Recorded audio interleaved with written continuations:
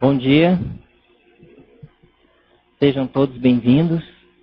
Essa atividade está marcando o início do ano letivo da Reaprendência e do Programa de Aceleração da Erudição do PAI. Essa é uma aula inaugural desse ciclo de leituras e debates que a gente está iniciando para esse primeiro semestre. E a gente escolheu a temática da para-história. Então hoje a gente vai falar um pouquinho sobre, principalmente para quem está chegando, está conhecendo o Programa de Aceleração da Erudição, nós vamos dar uma ideia sobre o que é o PAI, quais são os objetivos e a proposta desse programa, e um pouquinho sobre essa temática que a gente escolheu para esse período, que é a para-história, e o porquê dessa escolha, como é que a gente fez isso. E nós trouxemos essa aula do professor João Ricardo, que ajuda a gente a entender a importância do estudo da para-história e dessas correlações, do desenvolvimento do parapsiquismo dentro da pesquisa histórica e do estudo, da erudição, de modo geral. Mas, antes da gente iniciar, eu gostaria de passar algumas orientações para a gente poder encaminhar o nosso trabalho aqui. Essa aula está sendo gravada, depois ela vai ser disponibilizada para quem quiser acessar online. Lembrando que o Programa de Aceleração da Erudição, ele é feito de uma forma presencial e online. Então, as pessoas que tem um grupo que participa aqui nessa sala, que debate as obras, e tem também aquelas pessoas que acompanham simultaneamente a aula online e também participam do debate, interagem, enviam perguntas para uma equipe de monitores que fica aqui recebendo essas perguntas e trazendo essas questões dos alunos à distância para ser colocadas no debate. E hoje não está sendo transmitido online, mas a aula vai ser gravada e disponibilizada para o público geral. E vai ficar disponível gratuita no site da Reaprendência. Então, para a gente poder atender essa dinâmica de gravação, eu quero pedir para vocês que, no momento que vocês quiserem fazer qualquer pergunta, levante a mão, o Marcelo está aí com o microfone, e ele vai levar até vocês, a Glória também. E vai levar até vocês o microfone, para vocês fazerem a pergunta no microfone, tá? Vocês vão ver que o microfone não vai estar saindo som nenhum, mas não se preocupem. O objetivo do microfone é para gravar a voz de vocês no momento que vocês forem fazer a pergunta, tá? Senão quem estiver acompanhando de casa não vai ouvir nada. Bom, então vamos lá. O Programa de Aceleração da Erudição é um programa permanente da Reaprendência, que foi desenvolvido com o objetivo de auxiliar principalmente os professores da Conscienciologia, mas os pesquisadores de modo geral da Conscienciologia, no desenvolvimento da cultura geral, da erudição. Nós entendemos que quando a gente trabalha com a Conscienciologia, por ser uma ciência muito complexa e cujo objetivo é muito amplo, de fazer uma revisão de todo o conhecimento humano, de rever a própria noção de ciência que nós temos, de propor uma ciência nova, de propor uma maneira totalmente nova de ver a realidade, um paradigma novo para a ciência. Quando a gente se coloca um desafio desse e se coloca na condição de docente de uma ciência dessas, a necessidade de conhecimento é muito grande. Por quê? Se nós estamos estabelecendo uma ciência nova, todas as áreas do conhecimento, todas as ciências, vão perguntar para a gente por que nós estamos questionando a ciência deles. Por que nós estamos propondo uma outra? O que nós temos de diferença em relação à ciência que eles já produziram, todo o conhecimento científico que foi produzido até agora, que a gente tem a mais para acrescentar. E não basta a gente dizer, olha, nós temos isso, a gente estuda a multidimensionalidade, a gente estuda o parapsiquismo. Ela fala, tá, mas o que é isso? O que isso é diferente? Se eu não conheço a ciência de um modo geral, se eu não tenho uma visão de todas as áreas do conhecimento, eu vou ter uma dificuldade muito grande para sustentar a minha argumentação. Porque a pessoa vai chegar para mim e falar, olha, você não conhece a ciência, você não conhece aquilo que você está criticando. Como é que você pode propor algo novo? Né? Então, esse é um desafio para o docente da Conscienciologia. É ter uma visão que vai permitir que ele consiga transitar pelas diversas áreas do conhecimento humano. É claro que ele não precisa ser versado em tudo, mas ele precisa ter pelo menos uma noção que possibilite fundamentar os seus argumentos no momento que ele for abordar as diversas áreas do conhecimento. Né? Então nós ficamos pensando sobre isso, como é que nós vamos fazer para desenvolver isso, né? Porque é um desafio enorme, e é muita coisa para ser pensado e estudado. Né? Então nós desenvolvemos esse programa dentro da Reaprendência, Programa de Aceleração da Erudição. E a ideia foi fazer um programa permanente, porque erudição não é uma coisa que você consegue desenvolver em uma semana, em duas. Não dá para fazer um curso de erudição de final de semana, né? Vamos fazer uma imersão na erudição, todo mundo sai daqui erudito. É impossível acontecer isso, né? Então nós tínhamos que fazer um programa que fosse permanente e que pudesse ir ampliando a nossa base de cultura gradativamente, pouco a pouco. Né? E isso tinha que ser de uma forma constante. Mas nós tínhamos que estabelecer um critério, uma ordem didática, uma sequência de estudo, e nós precisávamos também escolher quais são os conhecimentos prioritários. Porque hoje o universo de conhecimento humano é enorme, é vastíssimo. Né? Diz que o conhecimento humano multiplica a cada ano, ele dobra a cada ano. Então, se a gente for querer saber tudo, nós teríamos que... não teríamos nem por onde começar. Mas nós pensamos o seguinte, quais são os conhecimentos que são perenes? Quais são os conhecimentos que são universais? Quais são os conhecimentos que são prioritários? Se nós formos ver, a maioria das áreas que a gente estuda, a maioria dos conhecimentos, eles são fundamentados em alguns pilares, em alguns pensadores clássicos, em algumas ideias fundamentais que deram base para todas as outras ciências ou todos os outros conhecimentos. Então nós pensamos, são esses que a gente tem que estudar. Primeiramente, principalmente, aqueles conhecimentos que são basilares, aqueles conhecimentos que são clássicos e fundamentais na estruturação do pensamento humano, na estruturação da filosofia, das ciências de modo geral.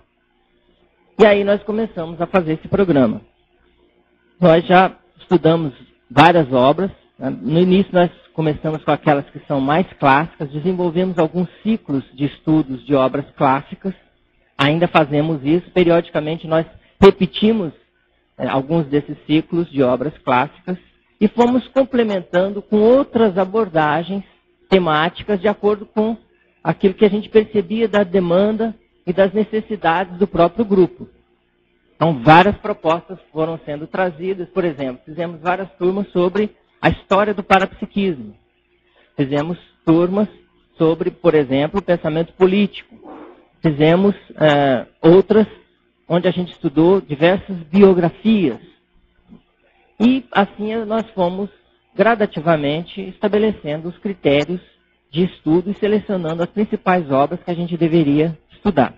E nós fazemos da seguinte maneira, nós fazemos uma seleção de obras dentro de um período de um semestre, nós procuramos estudar todas essas obras e trazer aqui para o debate e discutir a leitura dessa obra. E convidamos para cada obra lida um professor que tenha um pouco mais de conhecimento sobre aquela obra, que estudou um pouco mais aquele assunto, que possa fazer uma apresentação da obra, puxar o debate a partir daqueles pontos que são fundamentais da obra, para a gente conseguir pegar principalmente o essencial daquela obra. Porque muitas vezes a gente começa a ler, e claro, se 10 pessoas lerem uma obra, cada pessoa vai pegar pontos diferentes.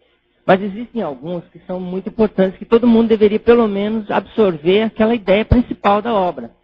Então a gente tenta trazer isso daí, ver quais são os pontos essenciais, e a partir daí a gente expande o debate, faz as correlações, e tenta principalmente ver em que isso pode ser correlacionado com a conscienciologia. O que nós podemos inserir da conscienciologia nesses temas, nessas obras que nós estudamos. Principalmente, coisas que podem acrescentar a maneira como nós entendemos a Conscienciologia, e coisas que também nós podemos criticar dessas obras a partir das ideias que nós temos, a partir do que a gente já expandiu da Conscienciologia.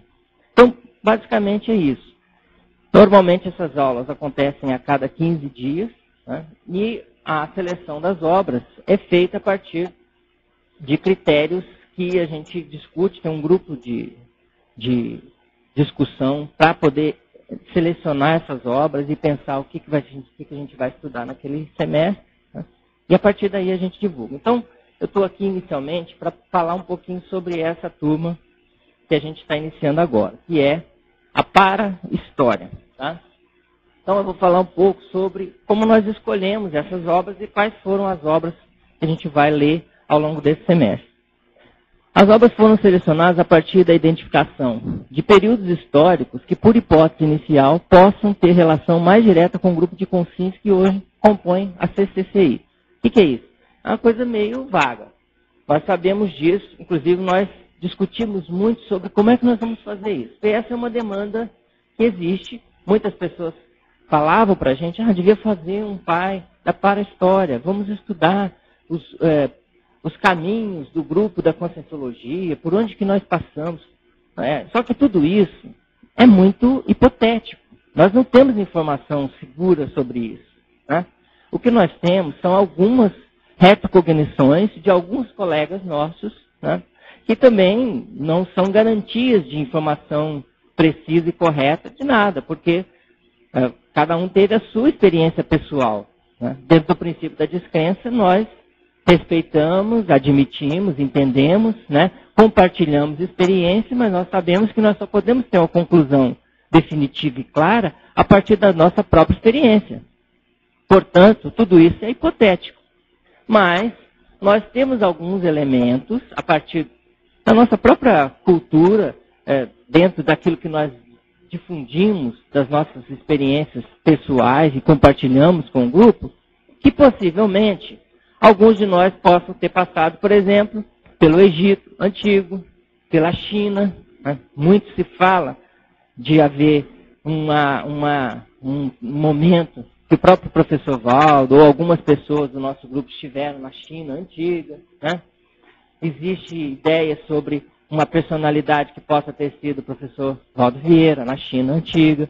Existe também ideia sobre a atuação de algumas pessoas durante a estruturação do direito, da fundação do direito romano. Existem ideias que muitos possam ter estado presentes no período do Iluminismo, na produção da enciclopédia francesa, até porque hoje nós estamos aqui um grupo produzindo uma enciclopédia, então, por hipótese, às vezes a gente começa a questionar se também lá na França alguns de nós não poderíamos estar lá. Então, nós temos algumas pistas sobre os caminhos que nós podemos ter passado. Se nós temos essas pistas, já é um ponto de partida para a gente poder começar a ir atrás disso. E como é que nós vamos atrás disso? Vamos estudar esses contextos históricos. Vamos estudar esses períodos e ver quais são as identificações que nós temos com eles. O que nós podemos puxar o fio da meada e desencadear as nossas próprias retrocognições a partir desses períodos. Tá? Então, dentro da proposta de ser agente retrocognitor, que é justamente uma das características do professor de Conscienciologia, é ser um agente retrocognitor, nós vamos utilizar utilizar a história, né, a historiografia, a história escrita que nós encontramos hoje. Vamos pensar esses períodos que nós achamos que possam ter uma conexão maior com a gente e vamos fazer uma imersão no estudo desses períodos. E a partir daí a gente vê o que acontece. Tá certo? Aí a gente vai ver o que as pessoas vão perceber, o que cada aluno vai tirar de ideias no momento que estiver lendo o livro, né? O que o próprio professor que for fazer para elaborar as aulas pode ajudar a entender melhor esse contexto. E, a partir daí, nos debates de cada aula, nós vamos tentar trazer, compartilhar essas informações e ver o que a gente consegue tirar de conclusão a partir disso. Então, essa é a proposta desse programa. Tá? Nós não temos pretensão de saber nada com relação a isso, pelo contrário, nós percebemos uma lacuna de conhecimento que nós temos e vamos atrás de buscar informações sobre isso.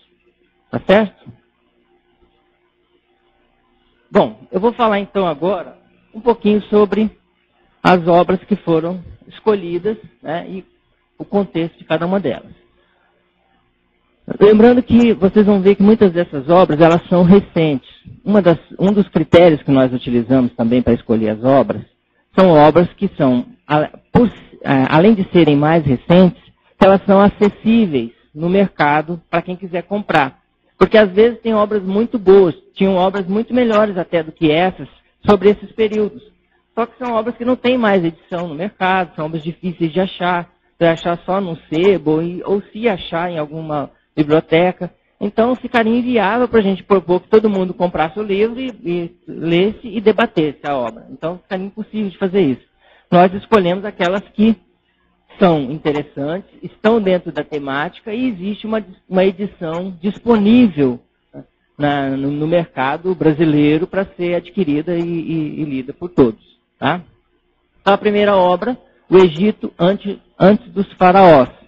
Alguns já conhecem essa obra aqui no CAEC, teve uma época que algumas pessoas estavam debatendo essa obra. Ela é uma das poucas obras sobre Egito que fala do período antes do Egito antigo, do Egito mais antigo. Porque normalmente se tem a história antiga do Egito, naquela época dos faraós. Mas a história do Egito ela é mais antiga. Né? E o próprio professor Valdo chegou a falar algumas vezes que ele tem retrocognição de períodos que não estão na história, que não são. É muito difícil achar textos escritos sobre esses períodos mais antigos, das épocas das iniciações e tudo mais. Esse livro é um dos poucos livros que nós encontramos que falam dessas origens pré-históricas do Egito, do período mais antigo. Tá? Então nós vamos ver o que a gente pode tirar, pelo menos de evocação, de percepção, de ideias que a gente pode trazer no momento da leitura dessa obra. Essa outra obra é uma obra também mais recente e mais completa sobre a história da China. Esse livro pega a história da China completa, desde a antiguidade até a atualidade. Nós vamos nos concentrar mais na China antiga, até porque não dá para a gente debater toda a história da China em 15 dias e em uma aula. Né? Então ficaria impossível. Nós vamos, claro, propor que todos leiam a obra toda, porque a história da China é interessantíssima, vale a pena, vai enriquecer todo mundo. Não há quem não vai ter interesse por esse livro. Tá? Quem quiser dar uma olhada no livro, vocês já vão ver que é um livro instigante, dá uma vontade louca, só de olhar o livro já dá vontade de ler. Então, claro, vale a pena ler o livro, todo mundo vai enriquecer e nós vamos procurar debater, concentrando o debate mais na parte que fala da China antiga. O outro livro, Biblioteca de Alexandria. Nós queríamos estudar um pouco do período do helenismo, da Grécia, da expansão da cultura grega, mas nós ficamos pensando em alguma coisa que tivesse mais identidade com a gente. Nós pensamos na Grécia Antiga em estudar os sofistas. E possivelmente a gente estaria fazendo essa evocação dos professores de Conscienciologia. Mas nós pensamos também que a Biblioteca de Alexandria, por ser um centro de pensamento, de cultura principal daquela época, eu acho que tem muita relação com a maneira como nós pensamos, com o nosso holopensene de estudo. Então, vamos estudar a história da Biblioteca de Alexandria para a gente ver o que vem de informações e de ideias a partir daí. A outra obra é a História de Roma. É um livro pequeno, não é um livro muito grande, muito denso. É uma história resumida de Roma. Nós queríamos pegar principalmente aquele período do Império Bizantino, mas ficou difícil achar uma obra que fosse bem direta sobre isso e que tivesse um estudo um pouco mais direcionado para a origem do direito romano. Mas nós não achamos uma obra que fosse exatamente sobre isso. Então nós pegamos uma obra que fala sobre a história de Roma de um modo geral, tá? E vamos então, a partir dessa obra aí, tentar puxar o fio da meada. Outra obra que nós escolhemos foi a história dos povos árabes. Tem sido falado muito, debatido em tertúlias, em várias atividades nossas, ultimamente, essa relação dos povos árabes, né, com a divulgação do conhecimento, a expansão do conhecimento. Né. Muitas das informações da antiguidade nós devemos aos árabes, né, porque muita coisa se perdeu, muita coisa foi pilhada durante o período da Idade Média, Império Romano, muita coisa de conhecimento que eram da tradição da cultura grega se dispersou, foram queimados, pilhados, e os árabes trouxeram muito da cultura. Né? Nós devemos aos árabes o resgate do pensamento antigo. E tem muita informação interessante sobre o pensamento árabe, sobre a cultura dos povos árabes, que ajuda a enriquecer muito o nosso pensamento. Então vamos ver também o que a gente pode pensar e estudar a partir dessa obra. Tá? Outro período, e outro fato aí, já uma coisa bem mais específica, que é a questão dos cátaros. Nós estudamos várias coisas a respeito de Carcassonne, daquela região lá da França, desse grupo dos cátaros. Falamos, muitas pessoas relatam ter algum tipo de retrocognição sobre o catarismo, sobre esse período. Então, vamos ver o que a gente pode estudar também. Lembrando, mais uma vez, são ideias que a gente encontra, várias pessoas falando, e que nós pensamos, tá, mas o que é? O que a gente pode pensar com relação a isso? Quem são os cátaros? Vamos estudar.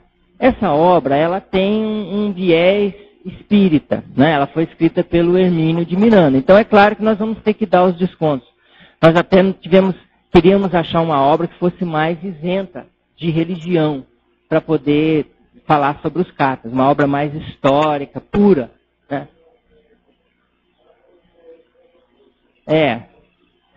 Existem outras obras, só que o problema é que essas obras, elas estão difíceis de achar para comprar.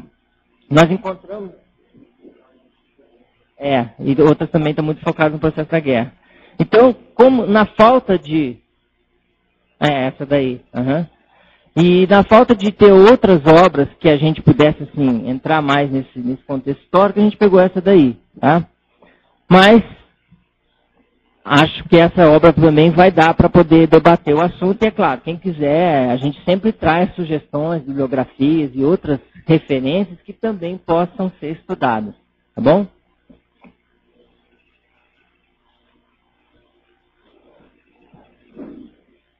Outra obra é a cultura do Renascimento na Itália.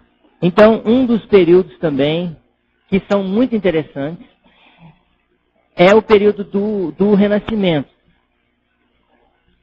E do período lá da Itália, Florença, daqueles momentos de grande produtividade cultural, artística, e foi um fenômeno sui generis na história, né? De repente, houve vamos dizer assim, um momento de profusão de ideias, de conhecimentos, totalmente fora do padrão. Então, nós vamos estudar esse período que pode ter muita informação interessante para a gente.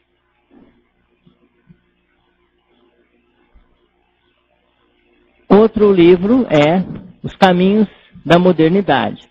Esse livro, ele trata do iluminismo, né, da construção da modernidade, da origem do período da modernidade, principalmente das transformações que ocorreram, que deram início à modernidade, somente do iluminismo. E esse livro, ele mostra os caminhos percorridos a partir do iluminismo inglês, francês e americano. Né? São três vertentes de de três vertentes históricas que podem ser abordadas e maneiras diferentes, vamos dizer, são derivações diferentes do iluminismo em cada um desses vieses que a obra aborda. Tá? Então a gente vai estudar essa obra, que ela é recente também, de 2011, e bem interessante. E a última obra que nós vamos estudar, que é O Mundo em Desordem, vai tratar do início do século XX, né, dos períodos das duas grandes guerras, e ele faz uma discussão sobre essa oposição, dessa visão de liberdade e de igualdade. Né? A ideia de liberdade, que foi, né, gestada na Revolução Francesa, a ideia de liberdade, igualdade, fraternidade, mas você vê claramente ideologias que puxam a balança para o lado da liberdade, né, que vão fundar o liberalismo, e as vertentes que puxam a balança para o lado da igualdade, que vão fundamentar os pensamentos socialistas. Tá? Mas essas duas vertentes nunca se conjuminaram, né, e nunca se efetivamente chegou na fraternidade propriamente. Né. Então essa obra discute essa oposição entre liberdade e igualdade, como essas duas ideologias que se contrapõem, mas que nunca se conciliaram para fundamentar uma ideia de fraternidade. Então é uma discussão interessante, que vai ajudar a gente a entender esse contexto histórico a partir do século XX, desses conflitos todos que aconteceram, dessa transformação do século XX, para a gente chegar no mundo que nós vivemos hoje. Tá? Então é um passeio pela história da humanidade, mas que vai ajudar muito a gente a entender o mundo que nós vivemos, de um modo geral. Tá bom, gente? Então essa é a proposta. Fica aí o convite. Tá? O João Ricardo vai agora dar um banho de loja na gente sobre como utilizar a história e o desenvolvimento do parapsiquismo de uma maneira integrada, conjunta. Né? E quem quiser informações, depois a gente vai passar os dados certinho para quem quiser participar do programa de aceleração da erudição. Muito obrigado. Passo agora a palavra ao professor João Ricardo. Sim, só repetir, né, que a gente já tinha falado no início, com relação aos microfones. A qualquer momento, quem quiser fazer qualquer pergunta, fique à vontade, só levantar a mão que o Marcelo vai levar o microfone até vocês, tá? Só peço que não façam a pergunta sem o microfone, porque senão não vai sair na gravação, tá? Muito obrigado. Pessoal, bom dia então. É uma satisfação sempre poder estar aqui. Essa é uma das minhas atividades preferidas na Conscienciologia, acho que já é o 4º ano, pelo menos, que a gente está participando. E é interessante você ter um ambiente para debater esse tipo de assunto, você ter espaço para debater os livros que te interessam, os assuntos que te interessam. Eu, desde bem novo, eu lia bastante, e eu lia o livro, às vezes eu não conhecia ninguém que tinha lido aquele mesmo livro. E era um negócio que me incomodava. Eu chegava para minha mãe e falava: mãe, leia esse livro. Ela falou: não, eu estou ocupado, não quero agora. Não, leia porque eu preciso conversar com alguém sobre esse livro. E eu ficava incomodando ela até ela ler. Então, você tem um ambiente aqui que tem 20 pessoas presenciais e mais 30, 40, 50 pessoas assistindo pela internet, que todas estão discutindo o mesmo livro. Para quem é pesquisador, para quem é leitor, para quem está em busca de construir uma erudição, é uma oportunidade muito, muito agradável. É muito interessante. Então, é sempre uma satisfação poder estar aqui. Vamos estar começando mais um ano do nosso programa de aceleração da erudição. E eu, antes de mais nada, sou um fã da atividade. Bem, pessoal, a gente vai começar esse ano letivo, então, falando sobre essa temática, que é a paracaptação retrocognitiva. Vamos falar de paracaptação retrocognitiva, nós vamos estar discutindo aqui, então, o fenômeno parapsíquico que nós chamamos de retrocognição. Eu gostaria de falar, antes de mais nada, que eu não sou um especialista em retrocognição. eu não tive diversas retrocognições, eu não estou nessa condição, mas eu espero chegar nela algum dia. Então eu estou construindo meu caminho para chegar nessa condição. Existem pessoas, como por exemplo o professor Valdo, que comenta para a gente como é que funciona o processo da retrocognição dele. A gente vê que dá para aprofundar, dá para expandir, dá para desenvolver muito essa habilidade e com ganhos notáveis aqui para a nossa performance nessa vida. Então, é um dos fenômenos aos quais nós devemos dedicar atenção para aumentar o nosso nível de lucidez, nosso nível de autoconscientização.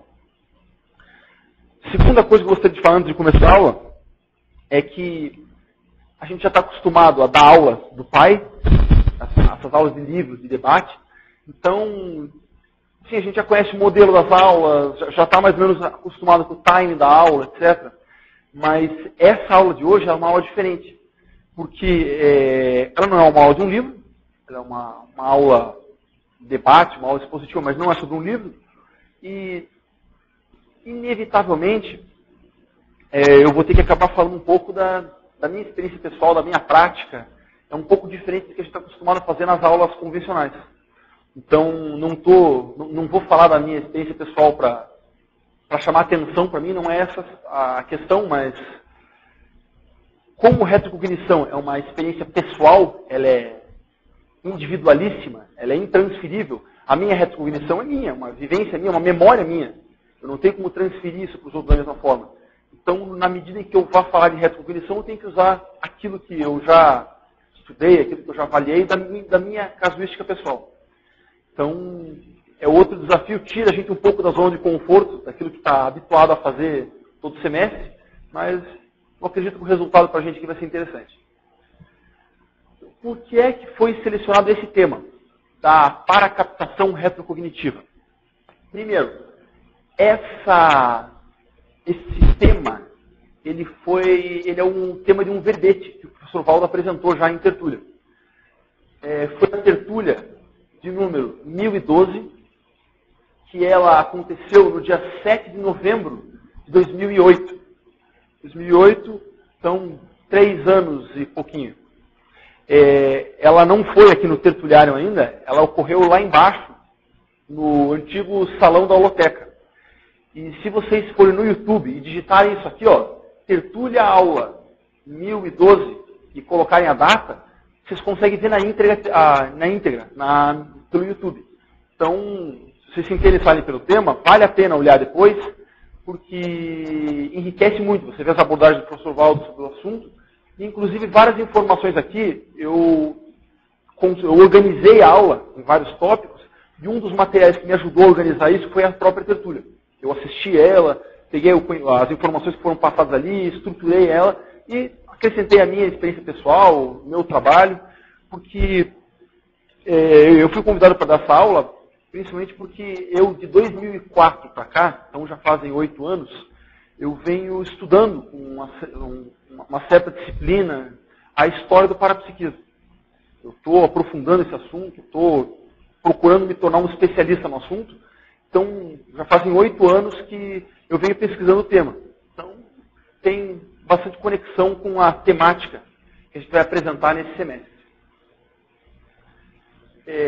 No verbete que o professor Valdo apresenta, ele define paracaptação retrocognitiva como uma paratécnica aplicada à captação parapsíquica de ocorrências prévias, passadas e até remotas, por meio do parapsiquismo do pesquisador ou pesquisadora, a partir da leitura atenta e minuciosa da obra escrita do autor, autora, narrador, narradora, relator ou relatora, no universo das pesquisas da historiografia. Então, acredito que está bem dentro do tema que a gente vai estudar esse semestre e bem dentro da nossa proposta, que, como todas as outras pesquisas, todos os outros estudos, os trabalhos que a gente faz na Conscienciologia, a gente não se contenta em estudar um assunto de fora, como um pesquisador ou um leitor, um interessado no assunto, estudioso, isento. Não, porque a gente sabe que qualquer tema de pesquisa que a gente for estudar aqui, como o nosso foco central é a consciência, que somos cada um de nós, a pesquisa, a leitura, o estudo, a reflexão, ela volta para nós mesmos sempre. Então você vai ler um livro de história, você lê o livro, mas você volta a reflexão para você mesmo. Você vai ler um livro de sociologia, você lê o livro e volta a reflexão para você mesmo. Então, nesse sentido, a história, como a gente estuda na Conscienciologia, ela é sempre um movimento que você vai em busca do conhecimento e traz ele para a tua realidade para fazer a reflexão. E, naturalmente, nesse movimento, quanto mais você se aprofundar nas pesquisas históricas, quanto mais a fundo você for, e quanto mais a fundo, e quanto, assim, com mais interesse, com mais técnica, você trouxer essa realidade para você, de novo, a chance de você ter retrocognições de maior qualidade, com maior segurança, e ter uma maior visão de conjunto sobre a sua própria realidade aumenta muito. Então, esse movimento de você trazer a realidade dos fatos para a sua pesquisa pessoal, para a sua autopesquisa, como nós chamamos, para aumentar o seu nível de autoconhecimento, é o que nós estamos aqui propondo como ferramenta muito útil para ter retrocognições. Certo, pessoal? Na sequência desse verbete, o professor Valdo coloca lá como sinônimos da paracaptação retrocognitiva. A metacaptura retrocognitiva, paracaptura retrocognitiva, recaptura ideológica. Recaptura é você capturar, você aprender novamente aqueles conceitos. Para auto-retrocognição quer dizer a retrocognição que você mesmo está tendo. E para porque ela transcende os sentidos físicos. Metaprospecção intelectual, também dentro da mesma ideia. Exumação historiográfica.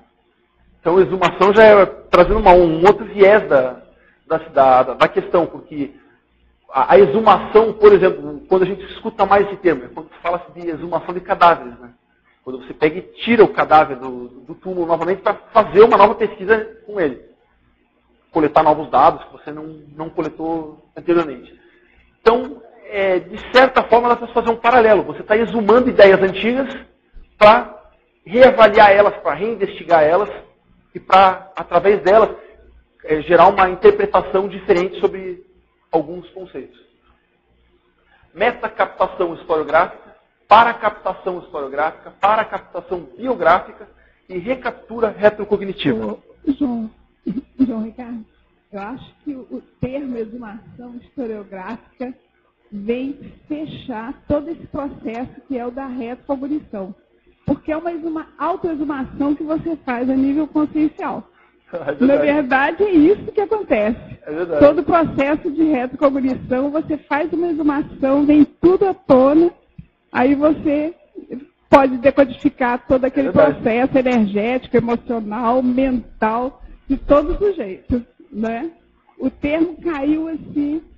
É verdade, tem razão. É o melhor termo aí, viu? É verdade. Então, pessoal, a partir de agora a gente vai começar a aprofundar aqui nas exposições. São 9h15, às 10 horas nós vamos ter um intervalo. Das 10 às 10h15, e aí 10h15 a gente retorna e vai até às 11h30. Quero deixar aberto para vocês participarem também, porque na medida que vocês vão participando, a gente vai orientando a exposição aqui para a demanda pessoal de vocês. Certo? Então, dentro dos exemplos que o professor Valdo coloca no verbete, ele também coloca lá. Ele separa essa paracaptação retrocognitiva em duas vertentes, duas categorias, vamos dizer assim. A primeira é a paracaptação retrocognitiva espontânea. O que é espontânea? É aquela que vem naturalmente, sem uma aplicação técnica, sem uma busca da pessoa para desencadear aquele fenômeno. Isso ocorre em diversas situações, mas não é essa que a gente vai aprofundar realmente hoje aqui. A gente vai aprofundar mais na outra. Que a outra é a paracaptação retrocognitiva voluntária, que é aquela que ela é a decorrência de aplicação de técnicas da vontade do indivíduo. Então, gerada pelo esforço deliberado da vontade férrea da consciência sensitiva. Então, a aplicação da vontade em cima daquilo. Eu quero aumentar minha lucidez com relação à minha realidade. Eu quero aumentar a minha conscientização sobre o meu passado, sobre quem eu sou, sobre o que eu estou fazendo aqui, qual o caminho que eu tenho que seguir. Então, a partir da aplicação da vontade para aumentar, expandir essa condição, é que atinge-se a paracaptação retrocognitiva voluntária. Voluntária é porque vem do termo volição, e volição tem relação com vontade. Então, é aquela que vem da sua vontade pessoal. A paracaptação retrocognitiva espontânea, ela é aquela que surge naturalmente na pessoa. Então, em geral, essas retrocognições espontâneas, elas ocorrem partindo de eventos emocionalmente marcantes. É impressionante quando a gente começa a estudar retrocognições espontâneas, a quantidade delas que representam, que estão ali no momento da dessoma, ou da morte física dos indivíduos. Porque a morte, ela é uma situação, é uma condição, é um evento que ele marca emocionalmente o indivíduo. Então, tem diversas circunstâncias em que as retrocognições elas representam o período da morte da pessoa. E quando a morte ela envolve uma condição emocional, um vínculo emocional, ela é mais vincada ainda no psicossoma, que é o corpo das emoções. Então ela acaba retornando em algumas situações, em alguns contextos da vida. Às vezes uma conversa com uma certa pessoa desencadeia uma memória e você lembra de alguma situação antiga. Então, para a gente entender a retrocognição e desmistificar ela, é interessante a gente fazer um paralelo da retrocognição, por exemplo, com as rememorações da infância de uma pessoa. Por exemplo, às vezes você liga a TV e toca uma música. Toca a música e fala, nossa, essa música lembra a minha infância. Aquilo na hora, a música, você escuta ela e aquilo mexe com você, já vai na tua memória e lembra lá de uma festa da tua infância, de um Natal da tua infância, de um momento que você viajou com a tua família. Isso aí vem naturalmente. E às vezes é um evento muito simples que desencadeia aquilo. Às vezes você vai comer uma comida e sente o cheiro dela. Você sente o cheiro e fala, nossa, isso aqui me lembra a minha infância, me lembra uma bala que eu comia na minha infância. Então, dá para fazer um paralelo disso com a retrocognição.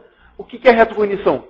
É o mesmo desencadeamento de uma rememoração, mas um período ainda anterior. Eu tenho na minha família, por exemplo, dois casos que eu lembrei agora. Estava sentado aqui tentando lembrar algumas situações que eu já vi de retrocognição espontânea. Eu tenho dois casos bem simples, assim, que eu conheço da minha família porque é o pessoal que interage mais comigo, né? Mas eu tenho um primo meu, que hoje ele está com uns 7 anos, ele é bem novinho. Mas quando ele tinha 4 anos, ele dizia para a mãe dele assim, mãe, você lembra quando eu era grande e vivia com o João Ricardo na Alemanha? Aí ela, mas como assim, né? Aí ele falou, não, eu era grande e morava com ele na Alemanha. Aí ela veio falar para mim, né? Faz sentido, né? Pode ser, por que não, né? Uma criança de 4 anos falou, você lembra na época que eu era grande? Então já é bem significativo, né? E o que a gente percebe é que tem muitas crianças que, por conta delas não estarem condicionadas com aquele padrão aceito da vida, com a cabeça delas formatada ou doutrinadas para o que se espera de uma pessoa normal, entre aspas, elas têm muito mais facilidade com esse tipo de fenômeno. Para elas é natural, não faz assim, não tem dificuldade, é aquilo que vem a memória na cabeça e ela simplesmente fala. Tem um pesquisador americano, que eu não coloquei o nome dele aqui, mas eu vou escrever no quadro para vocês. O nome dele é Ian Stevenson. Esse Ian Stevenson, ele é um pesquisador da parapsicologia, que ele fez um estudo profundo, é um dos melhores que tem hoje, sobre retrocognição, principalmente de crianças. Principalmente de crianças. O termo que ele usa na parapsicologia tem um termo interessante que ele chama de memória extracerebral. Quer dizer, são as memórias que elas vão além do cérebro. Então, memória extracerebral. E ele faz um estudo interessante. Não, memória assistida cerebral é o conceito que ele usa. O nome do livro, em português, tem um nome assim, 20 casos sugestivos de reencarnação. 20 casos sugestivos de reencarnação é o livro que tem edição em português. Mas em inglês, ele fez um estudo muito mais enciclopédico. É muito mais extenso em inglês. Não são só 20 casos, são muito mais casos. E o interessante é o seguinte, ele chega lá, por exemplo, na Índia, e tem uma criança que fala assim, olha, eu vivi a minha última vida, eu vivi numa cidade chamada tal, dizia o nome da cidade, e eu morri com um problema no coração. Aí ele vai lá e começa a conversar com a criança, mas como é que era a tua família nessa cidade? E a criança descreve, mas como é que foi esse problema no coração que você teve? E a criança fala. O resto da família lá. Exato. Aí ele fez o levantamento com a criança, investigou, e aí ele falou, então foi assim, agora eu vou lá na cidade, que você falou. Foi na cidade, investigou, achou a família que a criança descreveu, realmente teve uma pessoa da família que morreu com problema no coração, exatamente que a criança descreveu. Então, é um caso tão significativo que ele, por si só, ele já serviria para comprovar o fenômeno. Ó, tem um fenômeno, é um fenômeno muito sério. O pessoal, os padres Quevedo, os nossos colegas céticos, eles iam falar assim, não, isso aí a criança captou do subconsciente da pessoa da outra cidade. Pô, se ela captou do subconsciente da pessoa da outra cidade, ela já é uma grande telepata.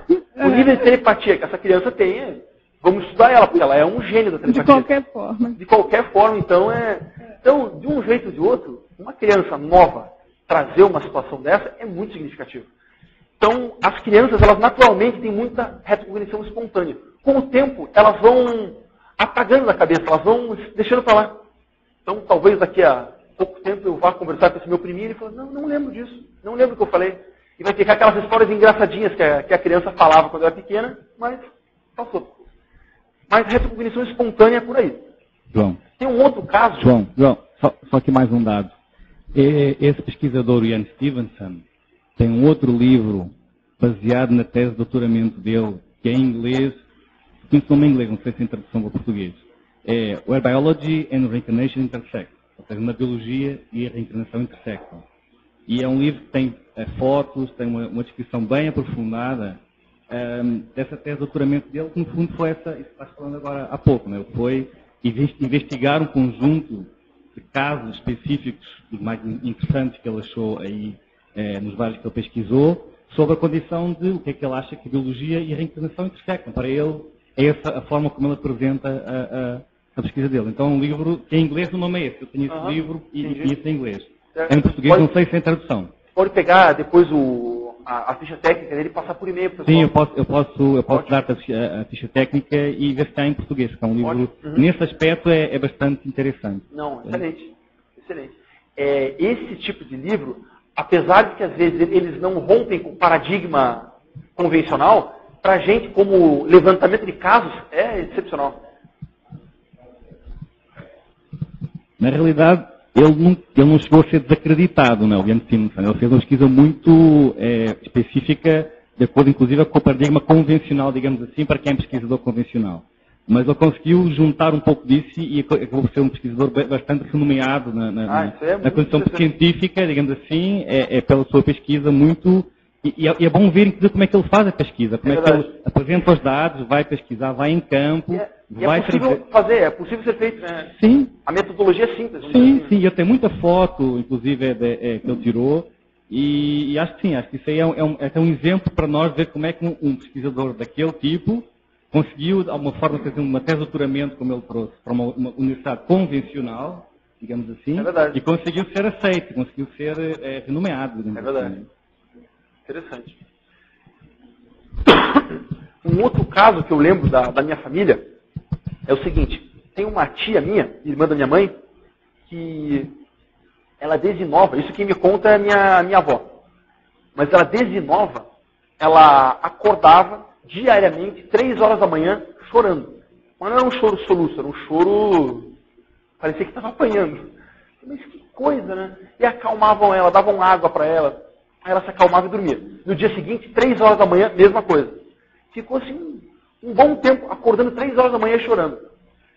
E aí a minha avó não entendia nada e E na época, a minha família, assim, meus avós, eles foram de formação espírita, né? Aí levaram a minha tia lá para tomar passe, e nada, não mudava, ela continuava chorando 3 horas da manhã. Aí teve um certo dia que ela sonhou, né, entre aspas, que ela era uma freira e ela acordava de madrugada e se autoflagelava com aquele chicote, assim. Se autoflagelava diariamente de madrugada. Depois que ela lembrou daquilo, ela parou de acordar 3 horas da manhã. Eu tive uma experiência assim. Eu acordava com os braços para cima, não conseguia baixar, fazer massagem. Meu marido, na época, fazia massagem nos meus braços e puxava. Eu até conto no livro, a retrocognição, eu fiz uma projeção, dentro dessa projeção, a retrocognição. E eu me vi algemada, eu morri algemada nos porões lá de uma prisão, com os braços para cima. Então, depois disso, nunca mais. É uma experiência que, como ela tem ela é emocionalmente vincante, ela acaba aflorando na memória da pessoa naturalmente. Essa minha tia, ela tinha o quê? 14, 15 anos na época. Então, ela é nova. Mas, como foi uma experiência que vincou emocionalmente ela, aquilo vinha. Ela vinha, às vezes, à noite, e era o mesmo, como era sempre no mesmo horário, era recorrente, acabou aflorando no comportamento dela. Então, esse tipo de retrocognição espontânea, ela ocorre. Mas a reflexão que a gente tem que fazer quando a gente lembra desse tipo de situação, foi uma das perguntas que o professor Valdo fez durante a tertúlia. Ele fez assim, ó, o que você recebeu de lembrança? Então, para se localizar. Então, ele falou o seguinte, ó, o que você recebeu de lembrança de outras vidas? Qual é a qualidade do aporte que você recebeu nesse sentido? Isso tudo é importante para que você se localize na tua realidade, na tua holobiografia, que é a biografia de todas as vidas consecutivas. Então, aquilo que você recebeu como aporte, como input externo, que não foi aquilo que você procurou, aquilo é importante você avaliar por que é que você está recebendo aquilo. O que você recebeu e por que você está recebendo. Isso é importante e é algo que você recebeu de bônus. Falou, isso aqui já é importante. Por quê? É ter o fio da meada, por onde você vai começar. Então, essa condição é importante e qualquer tipo de rememoração nesse sentido, ela é importante para que se aproveite para ter com o fio da meada. Para você começar a se localizar para que lado você vai. Em segundo lugar, tem as retrocognições espontâneas que elas são geradas por amparadores. Então, às vezes, numa determinada situação da sua vida, uma determinada tomada de decisão, uma determinada circunstância, é importante que você ganhe força ou é importante que você esteja lúcido para algum aspecto que você não está avaliando, e os amparadores podem promover essa retrocognição em você, fazer com que você lembre de uma vida anterior. Então, isso também é útil, também é válido, principalmente por ser amparado. Se os amparadores estão promovendo aquilo, deve ter algum significado sério, deve ter algo significativo por trás daquilo. Mas, quando ocorre promovido por amparador, ainda está no nível de extrapolação. Não é algo que você está desencadeando naturalmente. Então, conversando com o professor Valdo uma vez sobre o assunto, ele falou, não, no começo, retrocognição é desse jeito que vocês estão tendo agora. Que às vezes vem uma cena, outra, uma imagem, outra. Mas hoje eu já estou dominando mais a situação e eu consigo, quando eu me situo na memória de uma certa vida, eu consigo naquela vida ir para trás, ir para frente e ver todos os aspectos daquela vida. Então, você consegue chegar nisso, já tem um domínio significativo da questão. Já não é algo empírico, não é algo primário, como aquilo que acontece com a gente, assim, com muita força. Você faz uma força danada e consegue ter uma memóriazinha lá, a gente já fica feliz. Mas esse sinal é motivante, porque a gente sabe que tem um caminho longo pela frente, que cada vez expande mais. Certo, pessoal? Estou falando muito? Alguém quer falar alguma coisa? Então vamos lá. Então a retrocognição espontânea vai por aquele caminho. A gente poderia falar mais sobre o assunto, mas eu acho que não é mais importante, porque não é esse nosso foco. Nosso foco é como nós, aqui, pesquisadores interessados, a gente pode, através de estudo técnico, começar a aumentar nosso nível de retrocognição. Eu não tenho uma resposta pronta, eu não vou... Às vezes tem por exemplo, reportagem de revista, você pega super interessante lá. Tudo sobre a memória. Opa, tudo sobre a memória. É legal, né? Vamos comprar, super interessante. Chega lá, a reportagem de uma página. Você fala, pô, peraí, tudo sobre... Então me enganaram aqui. Então, eu não vou falar para vocês tudo sobre a retrocognição, porque eu não sei tudo sobre a retrocognição. Essa aqui é a realidade. Eu não vou também dar uma receita de bolo. Falar, sigam esses 5 passos que vocês vão começar a lembrar. Não. Mas a gente vai dar um caminho, vai dar assim, aquilo que a gente está vendo que funciona. Funciona para mim, algumas coisas, talvez funcione para vocês. Ô, João Ricardo. Vai fazer uma força. Eu estou querendo escrever um livro sobre retrocognições. Eu tenho muita experiência nessa parte. Estou querendo, eu acho até que vai ser a minha mega gestão, se eu conseguir fazer, né, nessa altura do campeonato. Mas uma coisa interessante dentro desse processo é você pegar os mínimos detalhes atípicos, né? Uhum. Então, qualquer um que fizer um mergulho no passado, agora, na infância, como você falou, ela vai encontrar momentos em que o porão consciencial aflorou, brotou alguma coisa e ela consegue partir dali. A gente vai abordar, eu fiz uma relação disso aí, acho que vale a pena guardar essa informação para a gente aprofundar daqui, acho que uns 40 minutos. Tá bom. Vai chegar lá, é bem Tá por aí bom. mesmo, que é a abordagem que a gente vai... Tá bom. Mas, pessoal, antes de entrar nesses detalhes, assim, da retrocognição, de o que fazer, como fazer, ou aquilo que a gente acha que tem que fazer, também porque a gente está aprendendo, vale a pena a gente falar da importância da retrocognição. Eu sempre gosto de começar, a gente vai falar sobre retrocognição. Eu gosto de começar falando sobre a importância da retrocognição. Por quê? Porque se a gente não tem claro a importância, qual o sentido de estudar retrocognição? Qual o sentido? Só faz sentido realmente se dedicar à retrocognição se ela tiver uma importância que seja digna do nosso esforço. Então, é importante estudar isso para fazer sentido.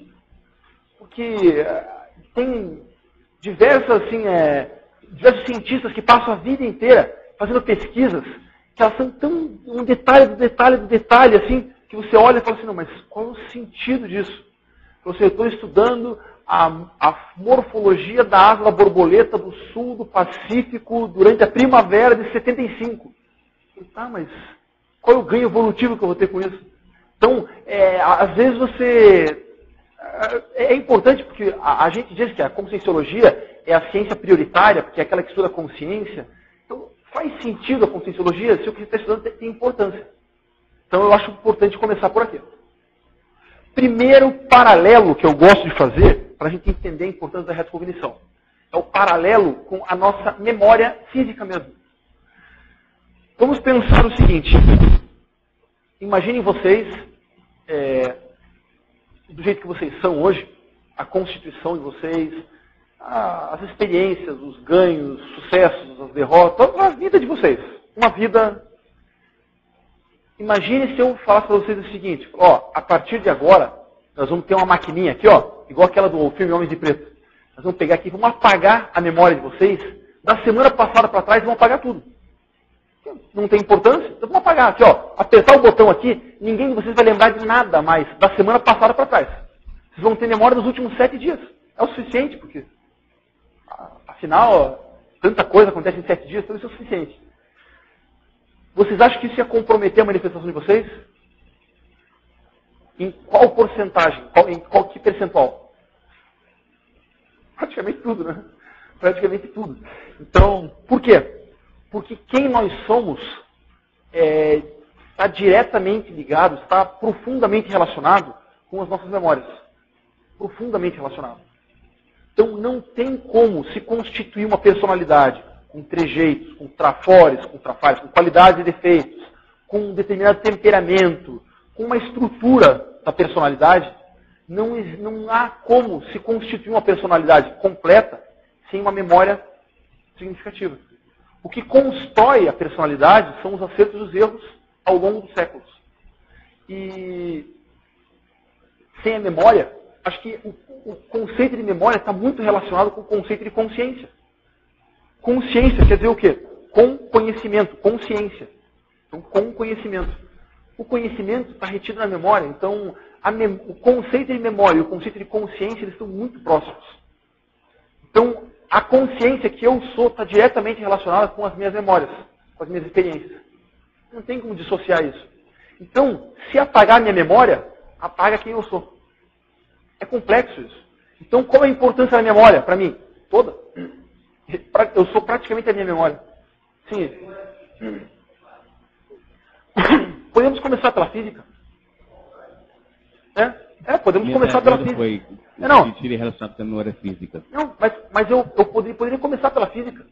Uma pessoa, como foi dito aí, Alzheimer, uma pessoa que tem Alzheimer, ela desconstrói o temperamento dela, a personalidade dela, muda muita coisa. Então, a memória física já tem muita importância. Se você for expandir isso para a memória de múltiplas vidas, isso expande muito mais. Então, vamos imaginar que eu apaguei minha memória, desse jeito que eu falei para vocês. Eu só tenho memória de 7 dias atrás.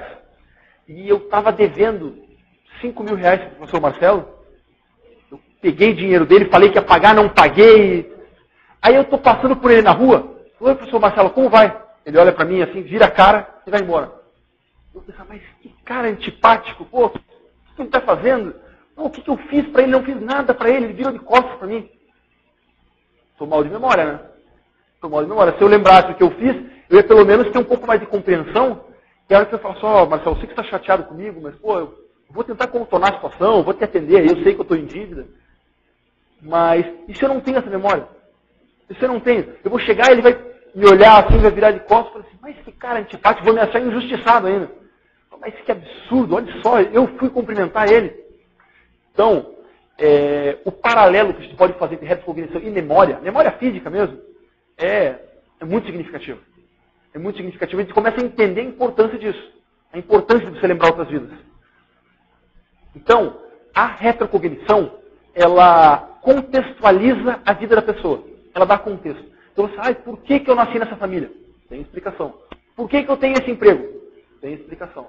Por que eu estou nessa situação? Tem essa explicação. Por que aconteceu isso comigo? Olha a dificuldade que eu estou passando. Tem explicação. Agora, o contexto, ele em muitas situações, em muitos casos, ele não é originário dessa vida. Ele tem parcelas nessa vida, mas ele tem raízes em outras vidas. Então, dá sentido para a vida. Poxa, isso é importante, né? Contextualizar a vida. Então, você passa por uma vida em que você acorda para trabalhar, trabalha para comer, come para dormir, dorme para acordar para trabalhar de novo. E aquilo vai 50, 60 anos, 70 anos. Chega a uma certa idade, se aposenta, depois morre. Tá, mas e aí? E aí, qual o sentido? Para quê? Se não tem sentido isso tudo, pô, vamos pra praia, vamos fazer outra coisa. Então tem que ter um sentido. Tem que ter um sentido. E é a busca desse sentido que dá força para a gente continuar. Por mais que tenha dificuldade, por mais que passe por altos e baixos, tropece, mas recupera o fôlego, vamos em frente. Porque tem significado isso tudo. Tem motivo, tem razão de ser, tem importância para o nosso desenvolvimento, para a nossa evolução, para contribuir para as outras pessoas. Então, a contextualização dessa vida é muito importante. E parte-chave disso é a gente começar a entender as raízes que a gente tem nas nossas outras vidas, nas nossas retrovidas. Esse aqui é um conceito que o professor Valdo trouxe na tertúlia. É a revisão dos relacionamentos humanos. Então, por exemplo, através da retrocognição você começa a entender por que aquele pai superprotege um dos filhos. Por que um dos filhos pede o que quiser para o pai, manipula o pai de qualquer jeito, e o pai cai de quatro e atende ele. Por que dois irmãos não se entendem? Por que dois colegas de trabalho não param de brigar um minuto? Por que duas primas competem o tempo inteiro? Então, você começa a revisar todos os relacionamentos humanos através dessa perspectiva, da perspectiva das múltiplas vidas. Isso também é muito importante. Então, tirar proveito das companhias da vida intrafísica. Então, isso gera uma reperspectivação, quer dizer, uma mudança de perspectiva nas relações com o grupo karma. O grupo karma é aquele grupo kármico mais próximo, família nuclear, colegas de trabalho, vizinhos, é aquele contexto mais próximo em que você foi imposto, vamos dizer assim, o determinismo da vida é imposto para você. Então, a pessoa fala assim, eu não pedi para nascer nessa família. Primeiro que é conversa, primeiro que pediu sim. Ou pelo menos consentiu. Se não pediu, consentiu. Mas, mesmo assim, são aquelas pessoas que as circunstâncias da vida te levaram a ter que conviver. Com o pai, com uma mãe, com o irmão, você tem até como não conviver com eles, mas deixa de ser saudável. O saudável é você interagir com eles, tirar proveito daquilo, melhorar a tua relação com eles, ajudar eles o máximo que você puder dentro das suas forças. Então, isso é o saudável. É isso que espera-se de uma família nuclear. Qual o sentido de nascer junto? Então, e o grupo evolutivo? O grupo evolutivo é o grupo de afinidade de trabalho. É aquele grupo que a gente busca por interesse pessoal, por semelhança de interesse, de afinidades. O meu grupo evolutivo aqui é o pessoal da Conscienciologia. É aquele pessoal que fala as coisas do meu interesse, que eu consigo discutir, que eu tenho ambiente para discutir os assuntos do meu interesse. São as pessoas que somam força comigo para executar trabalhos assistenciais juntos. Esse aqui é meu grupo evolutivo.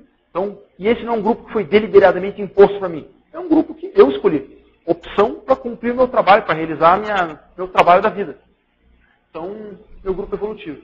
E esse aqui também é outra frase que o professor Valdo colocou na tertúlia, que é lucrar com as presenças recíprocas. Quanto mais lúcido você estiver para a natureza do seu relacionamento com as pessoas próximas de você, mais você pode tirar proveito dessas relações todas. Certo, pessoal? Algum comentário, alguma coisa?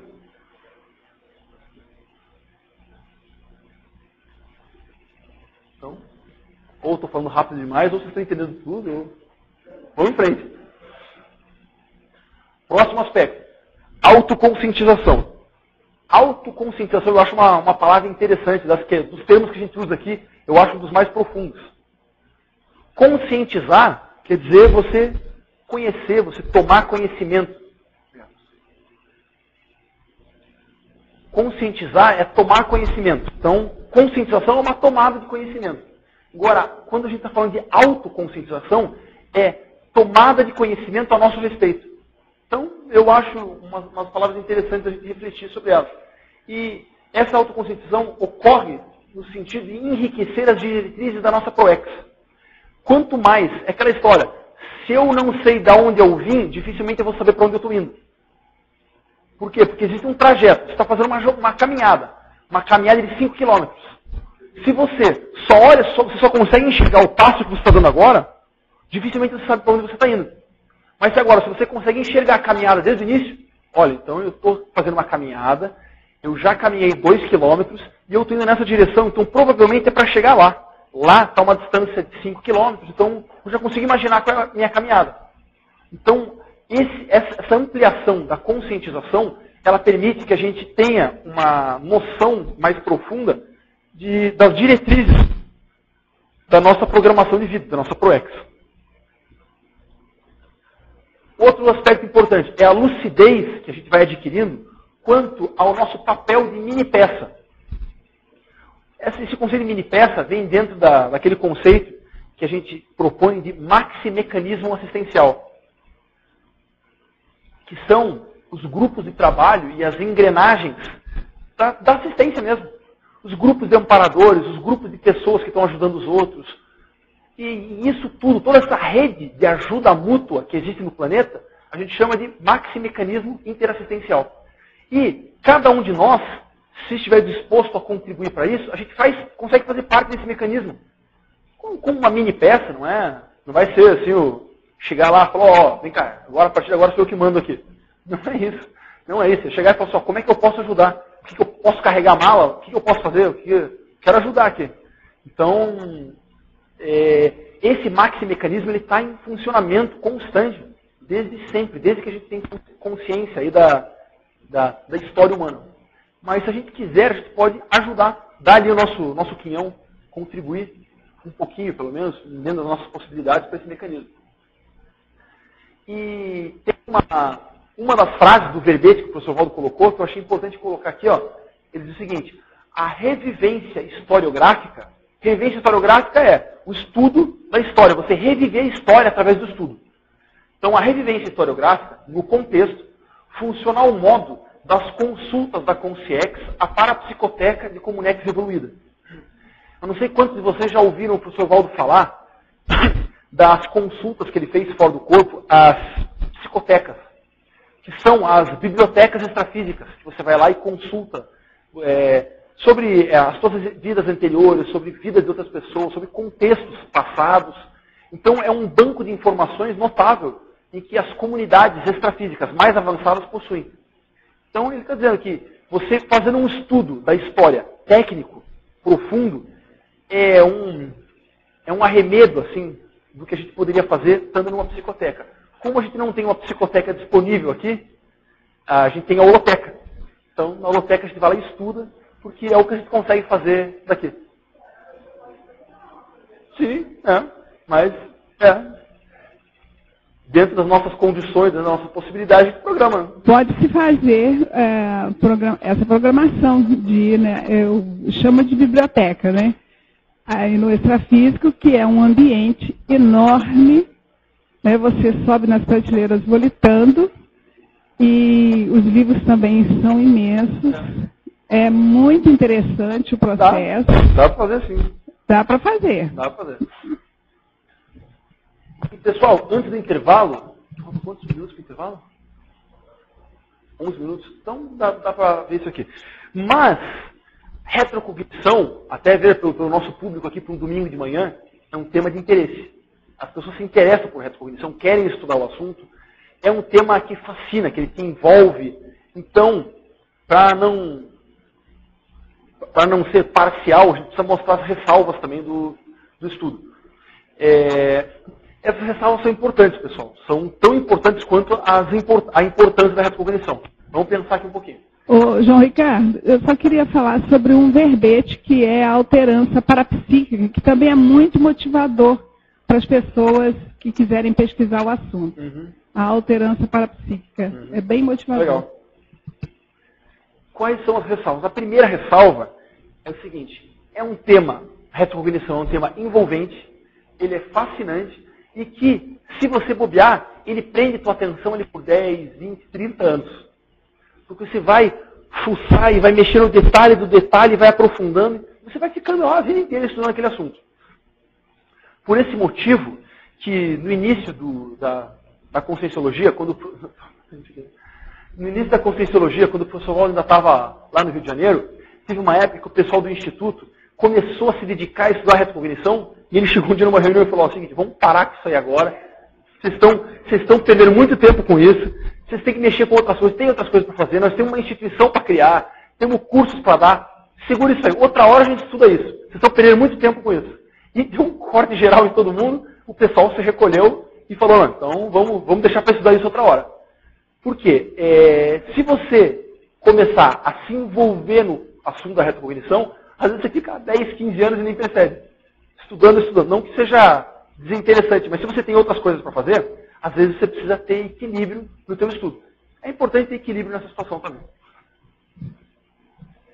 No livro do Chico, Mensageiros, tem um personagem, Joel, que quando dessomou, ele estava completamente pirado, porque ele tinha retrocognições, ele passou a vida identificando pessoas do passado, não fez mais nada, perdeu completamente seu projeto. Esse é o extremo, né? E aí ele é completamente pirado. Estava conversando, daí a pouco ele, sumia. Esse é o extremo. Esse é o extremo.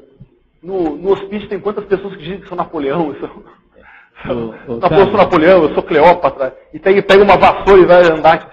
Então, não é desse caso que a gente está falando, né? Mas o extremo é esse, né? Você não consegue fixar na realidade aqui, você fica sempre gravitando em experiências anteriores. E aí começa a entrar fantasia no meio também, entra o processo emocional. Até vou falar que nós vamos falar do ego aqui, para falar de algumas coisas também. É falta de preparação mesmo, o lado emocional que vem, sim, domina. Tem isso mesmo. Não tem jeito. Tem isso mesmo. Então é importante, para começo de conversa, a gente não ficar só nisso. Eu coloquei aqui, não ficar só nisso. Então, para estudar retrocognição? É importante essa cognição dar uma expansão muito boa na lucidez da pessoa, sem dúvida. Mas dê um jeito de reverter o estudo em contribuições coletivas. Então dê um jeito de pegar e falar, olha, eu estou entendendo aqui, eu tive uma memória minha do século XII, eu era árabe, eu estava lá nos países árabes, eu tinha um contexto familiar, que tal pessoa estavam junto. Então, você entende aquilo e fala, então tá, eu tive essa experiência. O que eu posso fazer para ajudar os outros com base nisso? O que eu posso tirar de proveito dessa experiência agora para ajudar os outros? Porque se você só no fenômeno, pelo fenômeno, só para matar a curiosidade, você está indo para o caminho errado. Está indo para o caminho errado. Aí cai nessa situação. Então, o importante é o seguinte, é você se dedicar a ter retrocognição mesmo, é importante. Mas, primeiro, você não precisa ficar falando com os outros. Não precisa ficar falando, olha, eu lembrei, eu estava lá na Revolução Francesa. Não precisa fazer alarde disso. Isso é uma memória tua. Preserve isso. Também não é segredo. Se um dia você achar que vai ajudar uma pessoa a falar sobre o assunto, pode chegar, tocar e falar. Mas não é o tipo da coisa que você vai chegar anunciando. Olha, eu lembrei, eu estava na Itália no século XV, eu conheci Galileu Galilei, ele é meu amigo. Qual é a intencionalidade da pessoa falar um negócio desse? É, no mínimo, questionável, vamos dizer assim. Mais um caso, para esses bem patológicos que envolvem retrocognição, vocês estão lembrados, 2 anos atrás, aquele garoto que teve um surto, que tomou Santo Daime, teve um surto e matou o guru dele lá, você lembra? Aquele Glauco. Vocês estão lembrados? Deu uma repercussão e ele fugiu para Foz, ficou preso na carceragem da Polícia Federal aqui. Estão lembrados? Vocês lembram qual foi o motivo do surto? Ele tomou Daime, tomou lá o chá alucinógeno, e ele descobriu que o irmão dele era a reencarnação de Jesus. E ele foi até o lugar lá onde eles faziam a cerimônia do Daime para obrigar o mestre deles, que é esse Glauco, a falar para todo mundo que o irmão dele era Jesus. Por quê? Aí você vai pensar assim, nossa, mas o menino pirou. Realmente, rompeu com a realidade. Mas agora, esse Glauco, que foi o que foi assassinado lá, é difícil você fazer até uma análise crítica da pessoa nessa circunstância, porque tem uma comoção popular, mas a gente precisa analisar friamente. Ele, pessoalmente, ele dizia que ele era a reencarnação do rei Salomão, o rei bíblico Salomão. E o filho dele era a reencarnação do rei Davi. Os 2 principais reis do judaísmo antigo, né? Vamos pensar o seguinte, mesmo que fossem. E daí? Qual é a intenção da pessoa de sair divulgando isso, propagando isso? Se não tiver uma importância assistencial, é desconfiável. Por exemplo, o professor Valdo falou pra gente já que ele foi uma consciex, que é o que chama de Zéfiro, né? Então, por exemplo, o Zéfiro, qual a importância disso? O Zéfiro, ele teve alguns momentos importantes ali do resgate dos conhecimentos do extrafísico, e foi nesse período dele como Zéfiro que ele acabou ajudando vários de nós fora do corpo. Então, ele trouxe essa informação para ajudar a gente a entender a dinâmica extrafísica. Mas ele não faz autopromoção com isso, ele não fica assim, vai descendo. Eu não conheço o caso desse pessoal lá do Rio de Janeiro, mas se eles usavam isso para fascinar as pessoas, aí, de certa forma, eles contribuíram, inclusive, para a loucura do garoto. Então, é importante você ter cuidado com retrocognição. Porque aí tem aqui... você queria falar?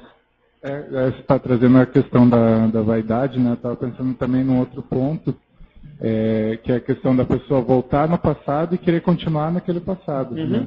Então, você deu o exemplo, que às vezes, comparando com a memória, por exemplo, você lembra lá de quando você era criança que você comeu aquela coisa. Que saudade da minha infância. A mesma coisa você ficar, vai querer mamadeira de novo, chupeta, colo da mãe e tal. Não, aquilo passou, é passado. Então, acho que eu também não tive uma retrocognição, mas eu estou pensando assim, uma questão vira patológica quando a pessoa volta naquilo e ela quer continuar hoje como se fosse aquilo. É verdade. E não traz aquilo e contextualiza para o presente. Isso é patológico e tem relação com aquilo que o senhor estava comentando. Ele trouxe. É você lembrar e ficar lá. Mas por que fica lá? Porque é mesmo o princípio, na minha opinião, é o mesmo princípio daquele adolescente que fica jogando o computador, jogando RPG, jogando os jogos de realidade virtual no computador, 12, 15 horas por dia. Por quê? Porque ele acha aquela realidade mais interessante do que o que ele está vivendo. Então, olha, na minha vida aqui, eu sou uma pessoa tímida, uma pessoa que sofre bullying na escola. Agora, quando eu vou no computador, eu sou um guerreiro, eu sou forte, eu ganho tudo, sou poderoso. Então eu fico 15 horas por dia lá, porque lá é mais interessante que aqui. Então, o princípio é o mesmo. É você fugir da tua própria realidade. Quando você usa uma memória de retrocognição para fugir da realidade, isso está patológico.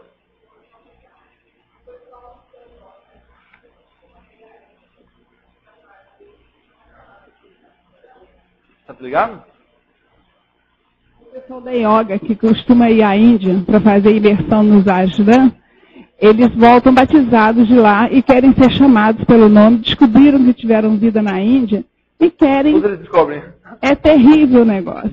É terrível. Então aí o pessoal está preso no passado, né? É, ficar preso no fica passado preso é no uma situação passado. é bem patológica. É. Eu queria chamar a atenção também para um ponto dessas ressalvas aí, que é a quantidade de erros de interpretação que existem. Né? Tem isso também. Tem isso também. E os erros de interpretação são uma coisa notável, porque uma memória, um flash que você tem de uma época, primeiro, não quer dizer que é uma retrocognição. Um flash não quer dizer. Segundo, você teve um flash, você não tem como dizer que você foi determinada personalidade específica, não tem. Então, a quantidade de erros que você pode ter de interpretação também são grandes. Né? Se a gente, desses casos, por exemplo, que você citou, o cara falando que é irmão de Jesus Cristo, o outro fala... Então a pessoa tem algumas vezes, ela tem alguma experiência, mas que não tem nada que ver com aquilo. Daí ela interpreta e dá uma interpretação muito mal interpretada, totalmente equivocada. É verdade. É verdade. Eu acho que todas as pessoas que fizeram terapia de vidas passadas e lembraram que foram Cleópatas, se todas elas foram, ia dar um problema, né? Deve ter no mundo umas 1000 Cleópatas nessas alturas. Então, qual que é o negócio? É justamente isso que a gente estava falando. A pessoa fantasia, ela interpreta de maneira equivocada, e ela cria uma fantasia para quê? Para compensar a mediocridade da vida dela atual. Olha, a minha vida atual tá mais ou menos, aqui eu não estou satisfeito, mas em compensação, olha, no século X, eu fui um rei, olha, vocês não sabem como eu fui importante. Então, aí ela compensa, né? Fala, hoje minha vida tá, mas olha, há 5 séculos atrás, vocês não sabem o que eu fiz, cara. Então, a pessoa começa a usar isso para compensar a mediocridade da vida dela. Então isso também é patológico. Então a gente tem que pegar isso e analisar friamente. Então se a pessoa está estudando retrocognição por uma questão de vaidade ou de curiosidade simples, ela vai escorregar, ela vai cometer erros. Então o importante é você ter claro por que é que você está estudando aquilo. Senão você vai entrar num looping, entrar num ciclo sem fim, e que o ganho evolutivo disso é muito limitado. João, tem também essa questão desses processos, né, de fulano diz que é não sei o quê, fulano, né, questão específica aí que diz que era Jesus, porque tem a questão também das companhias extrafísicas da pessoa, né. Então, às vezes é criado um contexto todo justamente para a pessoa achar isso, né. E assim, quer falar? Não, isso aí porque às vezes é criado um processo de assédio ali também, né. Em cima dessa situação, e a pessoa tem uma convicção plena de que ela é aquilo ali e ponto, né? Então, em termos de parapsiquismo, por isso que a gente coloca essa frase aí, né? Nada é preto no branco, 100%, ou certeza absoluta. Certeza absoluta você vai ter em 50 anos de experiência, não em uma rememoração, né? Então, tem que ir com calma nas nossas certezas absolutas também, né? A gente tem que ir, como ciência, a gente tem que ir levantando hipóteses. Ó, eu tenho uma hipótese, olha, eu tive uma série de lembranças que remetem à Inglaterra. E pelo traje que eu estava, elas remetem ao século X, XI.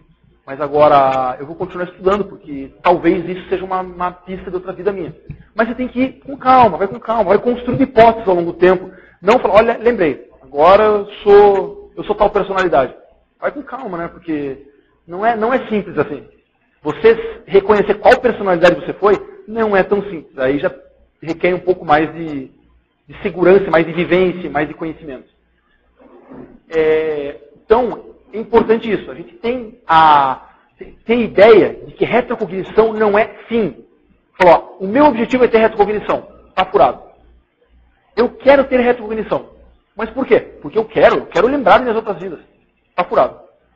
Agora, se a pessoa fala assim, olha, eu quero ter retrocognição. Por quê? olha, porque eu acho que isso aí vai aumentar minha lucidez, eu vou conseguir entender melhor a dinâmica da minha vida e eu vou poder ajudar melhor os outros. Opa, essa pessoa está indo para o caminho certo. Por quê?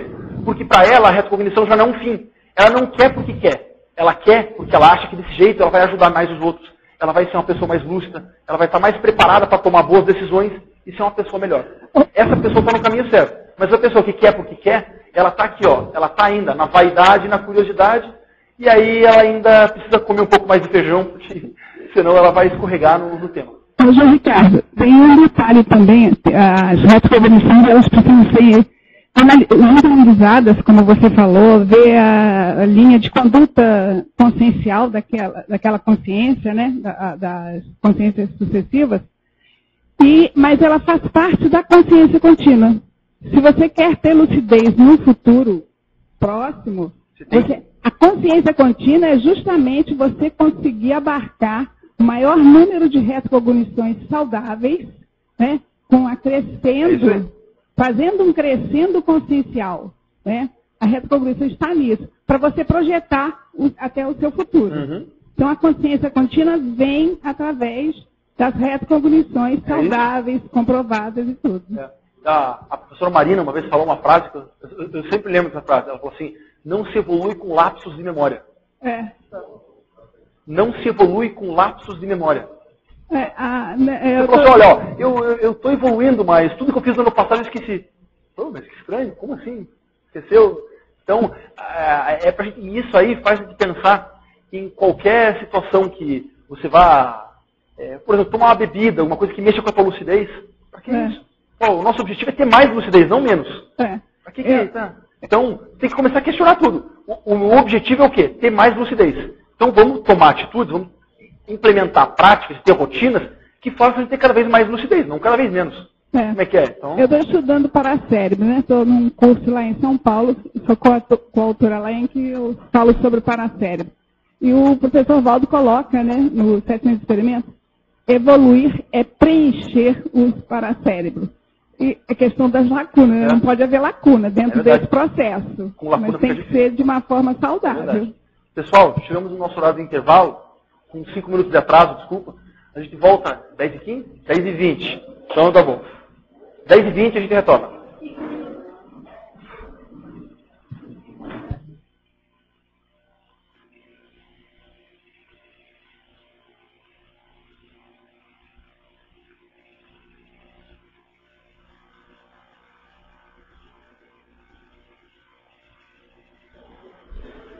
Pessoal, então, o som está funcionando?